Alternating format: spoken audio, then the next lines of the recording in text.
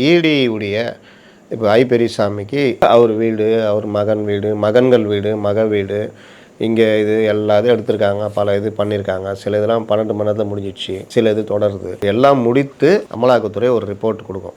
இந்த மாதிரி சீஸ் பண்ணியிருக்கோம், இவ்வளோ முறைகேடு இருக்குது அப்படின்னு. இந்த இதுவுடைய அடிப்படை வழக்கு, மூல வழக்கு என்னென்னா 2006 to 10 இவங்க எல்லாமே அந்த பீரியடில் தானே ஏழைகளாக வந்து பணக்காரரானாங்க. ஏன்னா இவங்கெல்லாம் வந்ததெல்லாம் 89, 90கள் பீரியடு. அப்போலாம் ஆட்சியிலே இருக்க முடியல. 96 to 2000 வரைக்கும் இருந்தாங்க.